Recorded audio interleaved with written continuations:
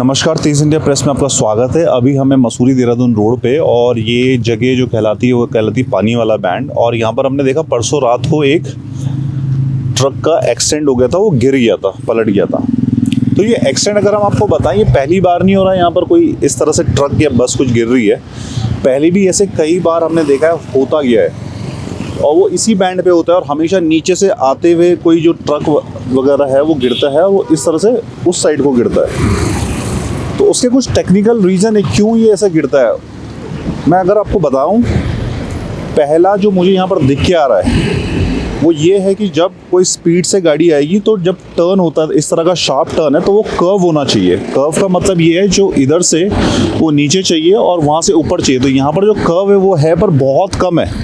ये कर्व ज़्यादा चाहिए ताकि जो बड़ी गाड़ी होती है वो आराम से टर्न ले सके और उसका झुकाव हमेशा अंदर की साइड हो।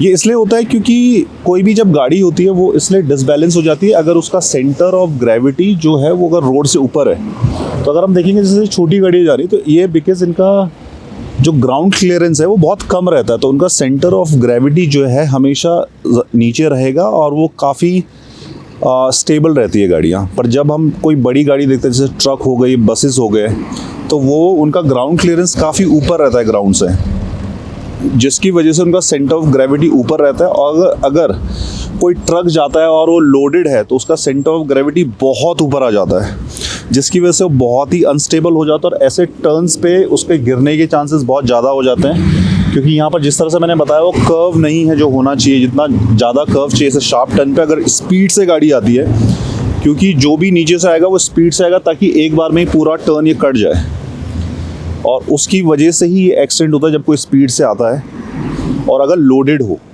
तब चांसेस और बढ़ जाते हैं। दूसरा एक फॉल्ट यहाँ पर ये लग रहा है कि यहाँ पर कोई भी साइन बोर्ड नहीं है स्पीड के।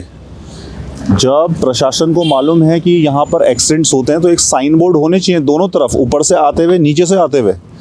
एक मिनिमम जो मैक्सिमम स्पीड कितनी होनी चाहिए, मुझे नहीं लग रहा है यहाँ पर 25-30 से ज़्यादा स्पीड होनी चाहिए जो बड़ी गाड़ियाँ होती है। अगर वो नीचे से आ रहे हैं, ऊपर से आते हुए स्पीड खुद ब खुद कम हो जाती है, बट स्पेशली नीचे से आते हुए, जैसे देखिए बाइक वाला स्पीड से ही कर रहा है क्योंकि हर एक बंदा वैसे ही जाएगा, वो नीचे से आते हुए स्पीड से क्रॉस करेगा। तो यहाँ पर साइन बोर्ड मिसिंग है। दूसरा, रोड पे जो कर्व है वो बराबर नहीं है, वो और ज़्यादा कर्व होना चाहिए। अगर हम देखेंगे, अगर मैं आपको बताऊँ, आपने जो सुपर कार्स होते हैं जब ये रेसिंग ट्रैक पे जाते हैं तो आप देखेंगे तो मोड़ पे बहुत कर्व होता है। वो इसीलिए होता है, ना तो कार वो बाहर चले जाएगी। इसीलिए सुपर कार्स का आपने देखा होगा बहुत नीचे ज़मीन से चिपक के चलती हैं, वो उनके ग्राउंड क्लियरेंस बहुत कम होता है। उसका रीज़न यही है ताकि सेंटर ऑफ ग्रेविटी कम से कम ऊपर रहे। तो ये दो फ्लॉज मुझे लगे यहाँ पर। एक तो मोड़ पे जो कर्व है वो प्रॉपर नहीं है और साइन बोर्ड मिसिंग है, तो जिसकी वजह से एक्सीडेंट्स होते हैं। पास में भी हमने कई बार देखा इस तरह के एक्सीडेंट्स यहाँ पर होते हैं। लोडर गाड़ियों के ज़्यादा होते हैं जो ट्रक्स वगैरह रहते हैं। Thank you.